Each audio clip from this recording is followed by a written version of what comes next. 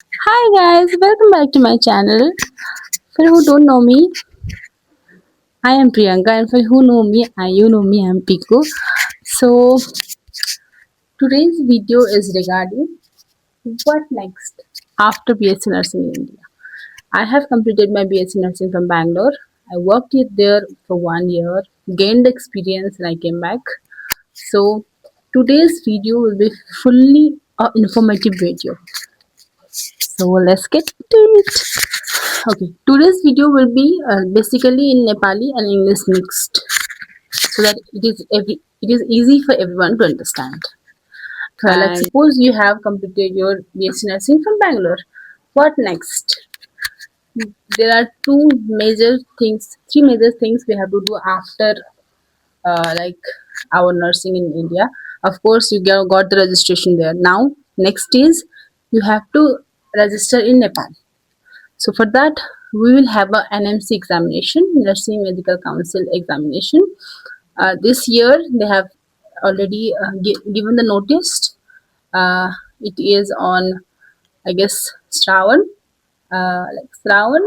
Mangsir, and Phagun. So they have already given the dates. Accordingly, in which month you want to give the exam, you can give. Second is equivalent.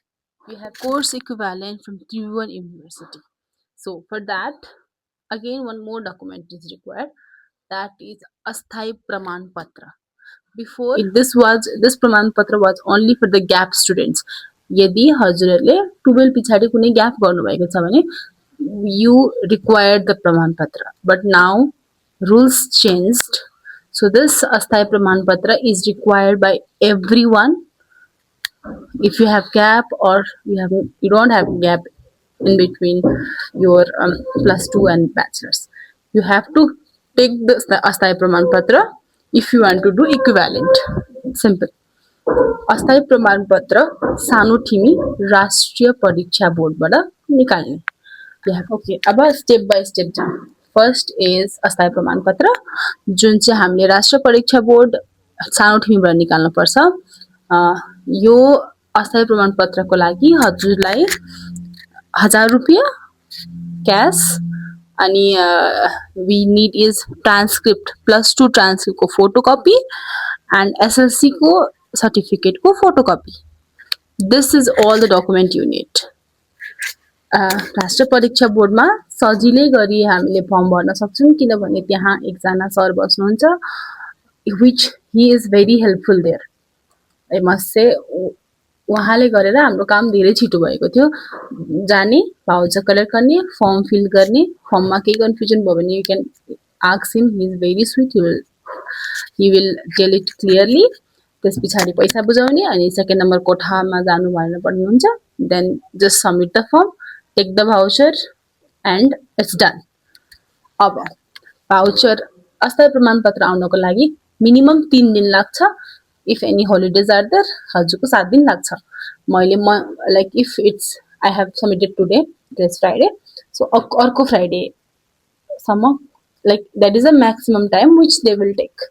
Otherwise 3 days is the minimum time they will take त्यो प्रमाणपत्रको लागि.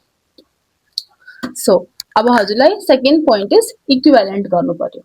इक्विभ्यालेन्टको लागि main चिज नै यो अस्थायी प्रमाणपत्र हुन्छ. So if you are planning to do it same day morning 9 o'clock मा गएर अस्थायी प्रमाणपत्रको त्यो भाउचर लिनु अनि same day with the same voucher they will fill your form. Like we can fill the form for equivalent. अब त्यहाँबाट TU like it's for now it's time for TU. Now it's time for equivalent. इक्विभ्यालेन्टको लागि चाहिँ हामीले के गर्नुपर्छ भन्दाखेरि हामीसँग हुनुपर्छ आफ्नो 4 वर्ष. You have completed your bachelors right from India. So अब त्यो 4 वर्ष नर्सिङको 4 वर्षको certificate you should have. Transcript you should have. Transcript कलेजले युजली इन्डियामा ट्रान्सक्रिप्ट भनेर त्यसरी दिँदैन. It does give is consolidated marks card त्यो दिन्छ. सो हाम्रो कन्सोलिडेटेड मार्क्स कार्ड अनि 4 वर्षको certificate provisional. If you have convocation certificate convocation, otherwise provisional is fine. Provisional +2 को प्रोभिजनल प्रश्न को लाइक ट्रान्सक्रिप्ट अनि द्याट भाउचर जुन चाहिँ हामीले सानोतिनमा बनाएको थियौँ त्यति. With that, we have to pay 1,000 rupees for equivalent. And यदि यो सबै काम हजुर आफै गर्दै हुनुहुन्छ भने नो एक्स्ट्रा चार्जेस. तर जस्ट लाइक अस, यदि हजुर धेरै छिटो लाइक हतारमा काम गर्दै हुनुहुन्छ, like it's already been late, you want to complete it in a same day, so filling form yourself will be a little hard part. So त्यही कृतिपुर त्रिभुवन युनिभर्सिटीकै अगाडिपट्टि एउटा सानो रेड कलरको सानो घरमा त्यहाँ हजुरहरूलाई भरिदिनुहुन्छ. They will take charge of 300 rupees and you have to pay 1,300 including the equivalent को charge, which should be filled online. So सबै काम online हुन्छ. They will scan the documents, they will सब एक्सेप्ट भएर उहाँले हाल्नुहुन्छ. That's all. त्यस पछाडि हजुरलाई त्रिभुवन युनिभर्सिटी भित्र गएर 1 नम्बर कोठामा हजुरले त्यो फर्म बुझाउनु पर्छ. त्यहाँ सर हुनुहुन्छ, उहाँले त्योलाई अप्रुभ गर्नुहुन्छ. अप्रुभ भइसके पछाडि हजुरले त्यो इक्विभ्यालेन्ट पाउनुहुन्छ. दे जस्ट कॉल्ड अस एक दिन पछाडि नै 2 बजेतिर आउनु भनेर. Otherwise if you won't be able to come tomorrow, अर्को दिन आएर यु क्यान कलेक्ट. उहाँहरूले हामीलाई त्यही भन्नुभएछ. स्टिल मेरो सबै काम भइसक्यो, मैले कुनै पनि डकुमेन्ट कलेक्ट गरेको छुइनँ. So this was my experience. Because हामी साँच्चीकै कन्फ्युज भएको थियौँ. हामी त्रिभुवन युनिभर्सिटी गएर हामी एकछिन त अलमल्ल परेको थियौँ, के गर्ने कसो गर्ने.